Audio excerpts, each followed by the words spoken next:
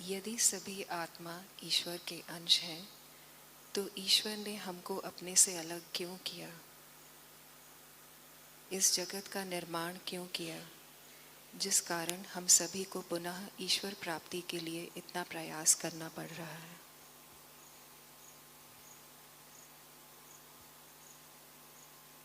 अभी जो कुछ हो गया वो हो गया, उनको पता क्यों बनाई दुनिया। वो चाहते हैं कि जो हालत पे वो ले जाना चाहते हैं। मैं यदि कहूँगा कि ईश्वर खुद ईश्वर के आगे हमें ले जाना चाहते हैं, तो कई लोग मानेंगे नहीं। बहुत अजीब सा लगेगा। माँ हमेशा चाहती है कि हमें उसका बच्चा उससे भी आगे बढ़े। पैदा किया, ऐसा नहीं कि वो मुझसे गिर जाए और वो कुछ मत करे।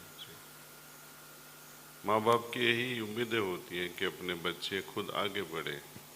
ईश्वर का सर्जन और उनके बाद ईश्वर की जो लीला है वो उनमें ही मजा है।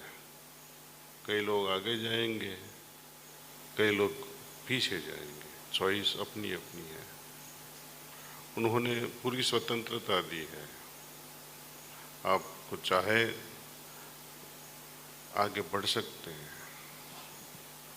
हम ही खुद को मार रहे हैं और हम ही खुद आगे जाने के लिए सक्सेसफुल रहते हैं। अपनी तीव्र इच्छा पे ये सब आधारित है। तो ये पनिशमेंट नहीं है। ये बोलते हैं ना कि हमको जेल में भेज दिया, ये गलत बात है। जेल में कौन जाता है? इस दुनिया की जेल में जो क्रिमिनल्स होते हैं वो जाते हैं।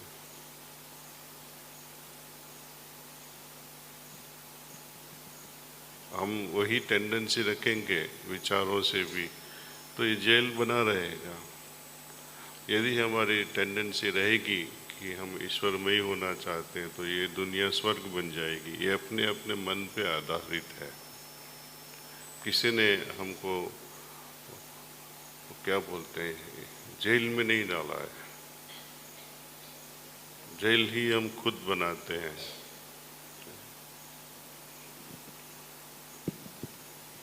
ध्यान के बाद कहा जाता है कि पूरे दिन सतत स्मरण में बने रहने के लिए ध्यान के दौरान हुए अनुभवों को याद करना चाहिए, पर अधिकांश हम गहराई में चले जाते हैं तथा कभी कभी विचार ही आते रहते हैं, तो इन्हें कैसे याद रखें?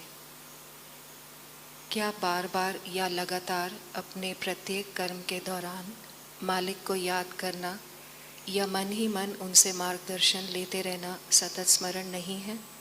कृपया संदेह का निवारण करें। ये सब अलग अलग तरीके का रास्ता है। कृष्ण भगवान गीता में बताते हैं, काम करो और ये जो भी कुछ कर्म फल होते हैं वो उनको समर्पित करते रहो।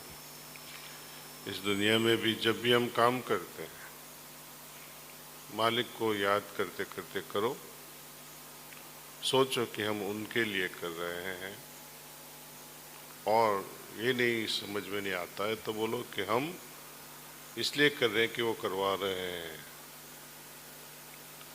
तीसरा है उपाय कि जो हमें आध्यात्मिक हालत मिलती है इस ध्यान के बाद की, उसको बनाए रखें, वो याद में रहें।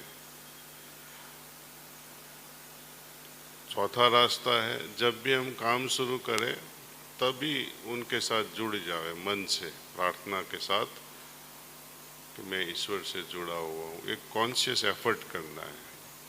दूसरा काम शुरू करते हैं, एक काम खत्म हुआ फिर से याद करवाइए। तो आपको जो मन पसंद है, मन को भारी न पड़ जावे, ऐसी टेक्निक आप यूज करो जिससे आपको आनंद भी मिले। लेकिन जब तक हम ढंग से ध्यान नहीं कर पाते हैं, ध्यान में ही नहीं हो पाते हैं, तब तक सतत स्मरण, सतत भक्ति का स्मरण, सतत प्रेम का जो लहर उठती है ना, वो नहीं आएगी। याद में भी सुखापन रहेगा। भक्ति के बिना याद सूखी सूखी हो जाती है। अभ्यासी भाई बहन ध्यान में शामिल होने से ज़्यादा मालिक से मिलना चाहते हैं और उनसे बात करना चाहते हैं, क्या यह उचित है?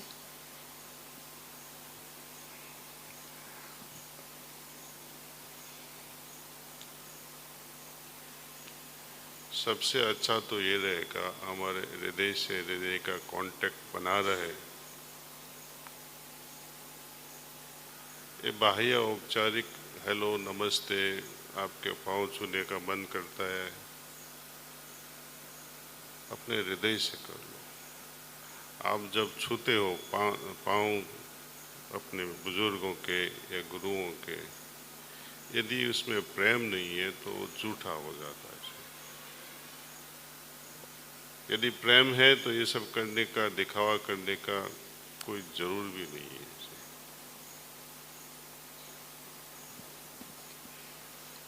दाजी, 10 साल ध्यान करने के बाद क्या सफाई और नियमित ध्यान अभ्यास की ज़रूरत नहीं पड़ती? क्या इससे प्रशिक्षक बनने की पात्रता आ जाती है? प्रशिक्षक बनने की पात्रता। जब तक कुछ बनने की पात्रता के बारे में हम सोचते हैं तो इतना मान लो कि हम पात्र नहीं है। दिल में इच्छा हो जाती है कि मुझे बनना है कुछ, वो अहंकार को पोषने की चीज है। यदि हमें प्रिसेप्टर बनना है, प्रशिक्षक बनना है, इसलिए कि मैंने कुछ अनुभव किया है इस संस्था से, इस गुरुओं से, और उनके जैसी सेवा करने का मन तड़प रहा है और करने के लिए, मर मिटने के लिए तैयार हो, सेवा करने के लिए, तो आप पात्र हो, सुपात्र हो। नहीं तो एक सर्टिफिकेट घर में लगा देना है, हम प्रशिक्षक हो गए, तो वो लोग उसके बाद उनकी प्रगति रुक जाती है। क्योंकि जो कुछ बने वो अहंकार को पोषने के लिए बने। यदि सही तड़प है तो मालिक ही आपको खींच लेंगे। इसमें 10 साल की या 5 साल की, या बाबूजी महाराज ने 3 सीटिंग जो इस आदमी को दी, इंट्रोडक्टरी सीटिंग जो हम कहते हैं ना, शुरू में जो 3 सीटिंग देते हैं, वही 3 सीटिंग के साथ साथ कई लोगों को प्रिसेप्टर भी बनाया उन्होंने।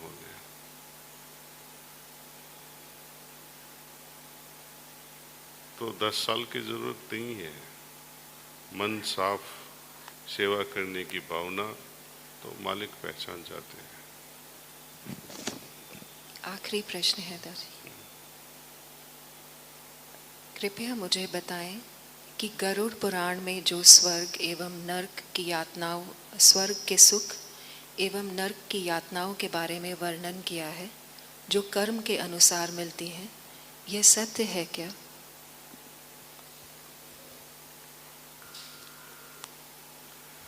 स्वर्ग और नर्क ये कोई भौतिक जगह नहीं है, ज्योग्राफिकल के ये प्लेनेट पे कि ये आकाश में ये होगा कि मरने के बाद हम वहाँ जाएंगे, ऐसा कुछ भी नहीं है। जब हमारा हृदय अपने कर्मों से, अपने विचारों से साफ हो जाता है, पवित्र रहता है,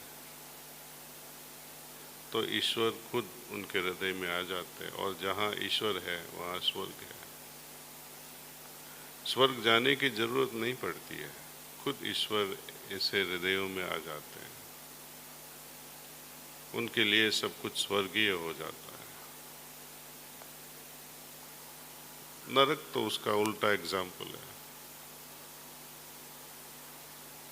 जहाँ गंदगी ही गंदगी है, किसी को हमेशा लूटना है, ईर्ष्या से रहना है, विचारों में तंग दिली हो, प्रेम नहीं हो। जहाँ प्रेम की रुकावट हो जाती है नरक बन जाता है।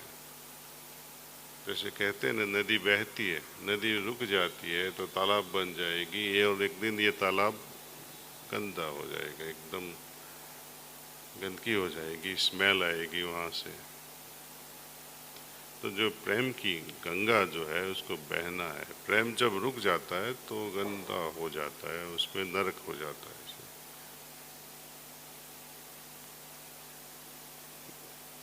सबको धन्यवाद, थैंक यू, और साधना में लगे रहो।